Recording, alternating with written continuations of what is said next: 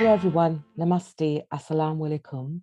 My name is Kath Budai, your facilitator for today. We thank you so much for joining us for today's event. Meri Yatra, Hamari Yatra, my journey, our journey, exploring indentureship history in the northeast of England through the personal family history of Patricia Sudeshna Poinen and genealogist Shamsuddin, who's joining us. I also welcome Kylie Little, curator here at Discovery Museum. Today is a profound day for us here in the northeast of England. Today, as descendants of Indian indentured ancestors, and all of us whose histories and identities are interconnected in person and online and across the diaspora, we acknowledge our lived experiences and the lived experiences of our ancestors too, their contributions, especially as bearers of our traditions. Indentureship has a global impact. The Great Experiment, the Second Crossing, was a system of indentured servitude by which more than 2 million Indian people were transported as indentured laborers or gurmityas to work under cheap contracted labor in British and European colonies in the 19th and 20th centuries. Following the formal end of enslavement in the British Empire in 1833, the British indentureship system lasted from 1834 until the 1920s. This led to a global Indian diaspora in Africa, the Pacific, and the Caribbean, as well as other countries and across other continents. Indentureship history is a global, complex, entangled, fragmented, and diverse one. Born out of the violence of British colonialisms and European imperialisms across land, seas, and peoples, it transcends across gender, generation, country contexts, different interconnected heritages and identities. That story is individual and nuanced, but it reflects and connects to all of our stories. I would like to talk to you about why indentures came to Trinidad, indentured Indians. We knew that from 1834 to 1838, the process of African slavery ended in the British Empire. And so Trinidad, being part of the British Empire, had to give up on slavery. However, as a new British colony, started in 1797, our sugar estates were now expanding. The need for labor was there. The planters were in a quandary. And so we look at the Port of Spain Gazette and we see several ads for bringing, we were called coolies at the time, bringing the coolies to Trinidad. We need them. How were they transported? Well, here's where the ships come in. Because from 1845 right until 1907, we had what the Indians called the pal ke jahaj, or the sailing ships, the cloth, pal meaning cloth. And from 1901 to 1917, we had steamers coming in as well. And altogether, 327 voyages were conducted to bring these many people to Trinidad using 154 ships. Some ships, of course, doing more than one voyage. The Ganges, for example, different versions of the Ganges did as many as 17 voyages. Now we can see from the map here, the voyage that took them from India, Calcutta and Madras, south of Africa and across the Atlantic to Trinidad. Shipbuilding was one of the significant industries in Tyne and Wear. Ships have been built commercially on the rivers Tyne and Wear for hundreds of years. Shipbuilding skills were developed to meet the demands of the growing coal industry, so that the North East was in many ways in the 19th century the centre of shipbuilding globally. Although we are aware of the significance of shipping in the region's history, we perhaps rarely think about or discuss how this fitted into the colonial structures at the time. Previous curators here have researched ships built on the Wear used in the indentureship system and identified two half-block ship models of the Jumna in 1867 and the Syria 1868 in the museum collection. These two ships, the Jumna and the Syria, transported people from India to the British colonies, including Trinidad. So what do we already know? They were built by William Pyle's shipyard for the Norse Line. William Pyle was born in 1823 in Sunderland, At the age of 20, he had set up his own yard on the Weir. Pyle built hundreds of ships. We also know of other ships built on the Weir, the Poona of 1867 and 2 ships named the Ganges I and Ganges II that were used in the indentureship trade. Both were also built for the North Line by William Pyle and by Osborne Graham and Company of Sunderland, respectively. Welcome, Pat. I'd like you to introduce your family to us. So this is a picture of my great-grandmother who is sitting in the middle there. And her name was Rajani. She came from India at the age of 20 and she came to Trinidad. In the picture is one of her sons. That's his wife and 2 of their children. And I knew all of them except the great-grandmother. So this is the Jagru Adine family from Trinidad. This is a picture of that young man who was in the photograph with his mother, grown up, and the lady in the photograph is his youngest sister.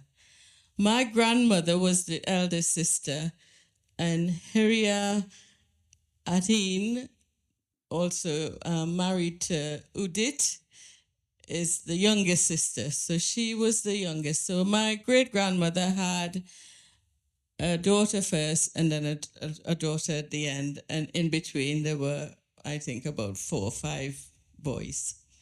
And this is my grandmother. So she was the first child of Rajni that was born in Trinidad.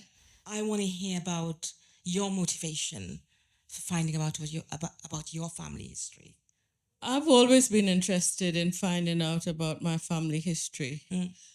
So I knew very little, actually. I knew my grandparents, obviously, because they were alive when I was a young child.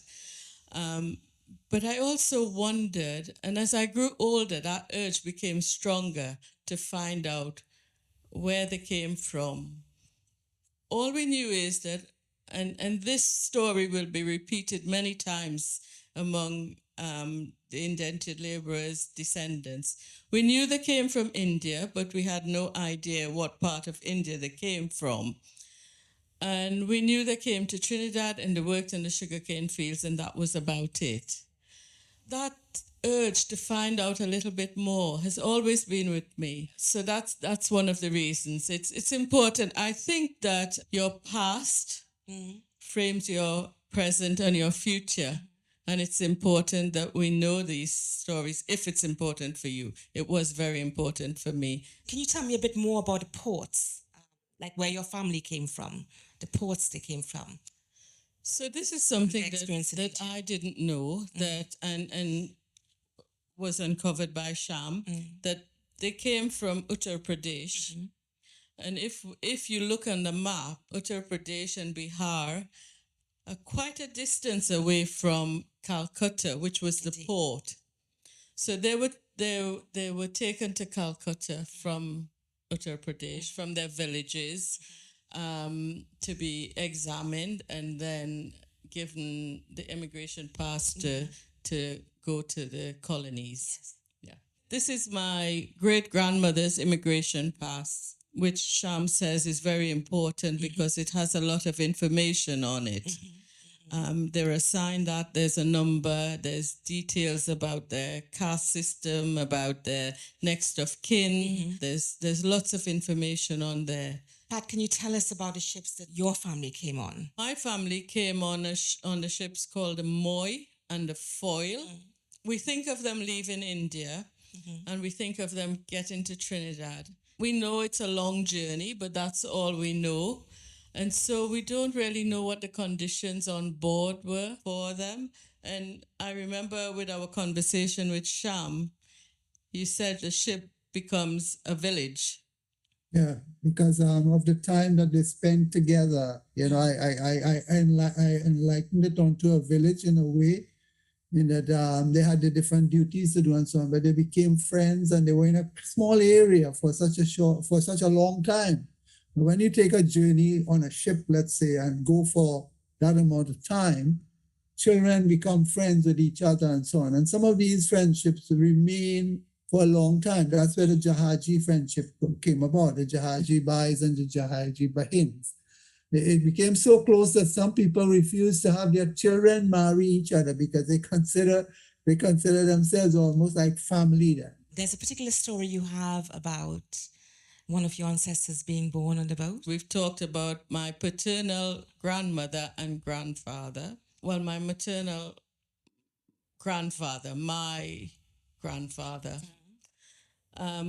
As a child, we heard that, and in our language at home, we call our mother's father Nana, and we call our mother's mother Nani. So my Nana was born on the boat from India to Trinidad. So we heard this all the time.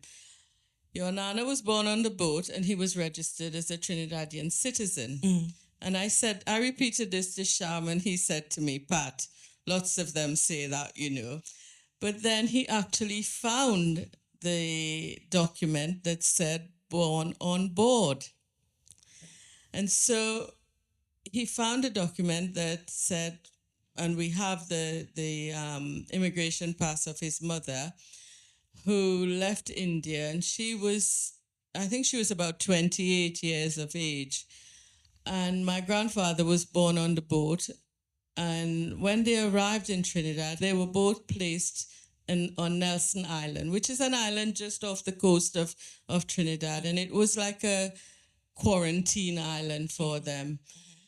But what it said in the records, and Sham discovered, and we didn't know this, was that mother and baby were hospitalized from January to May.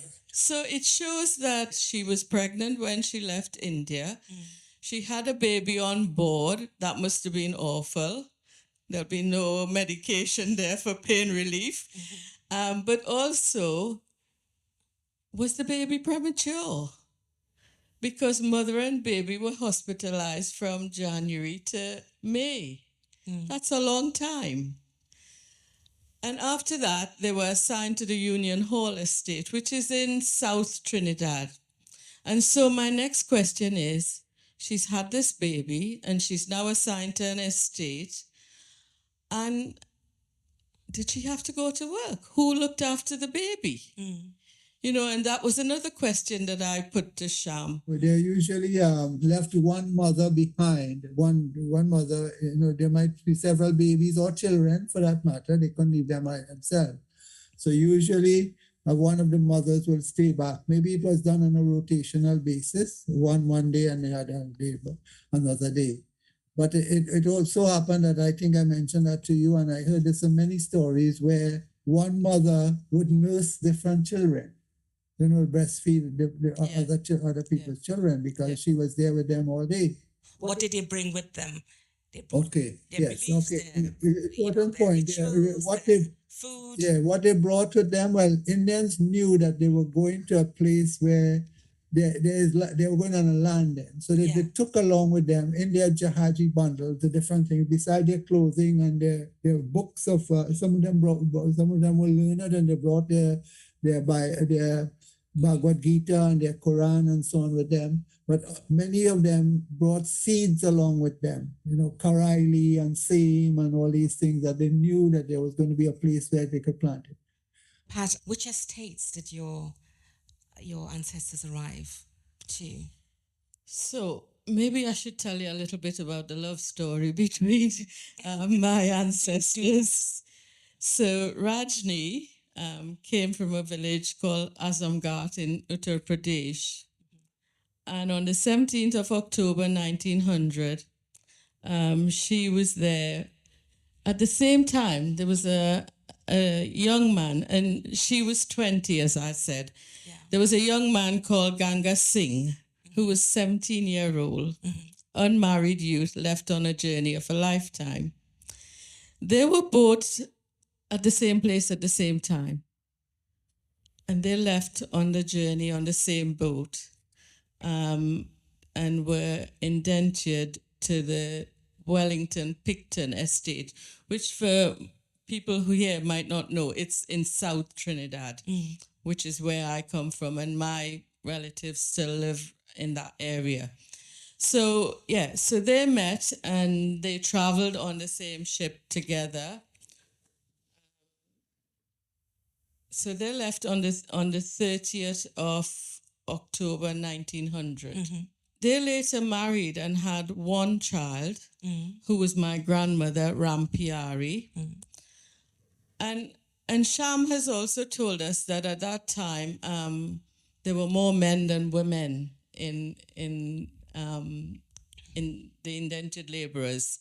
So women were in big demand. We could choose what we wanted to do. And so at some point that marriage broke, and my great-grandmother married a person called Adheen. And so all her other children were to Hadeen. Sham, can you tell us more about the everyday life of the indentured laborers on the plantations? The sort of conditions there, the sanitation, the practices, even the practices that they brought, their religion, Basically, they were expected to work about 6 days for the week. I think it was half day on Friday. Depends on some of the estates. They had to get up very early in the morning to go into the fields. Many of them would take along a breakfast or so with them to have a mid-morning break. And the work continued until about 5 o'clock in the evening when they were finished. And they had to cut the cane and unload it on the carts and so on. And in the non-harvest years, they will have to maintain the crops. Children were involved in this as well. Children told me, for example, I worked with the survivors of indentureship, and many of them had come as children and were children on the estates, and children were given tasks on the estate for which they were paid. They were beaten on the estate. There was a whip.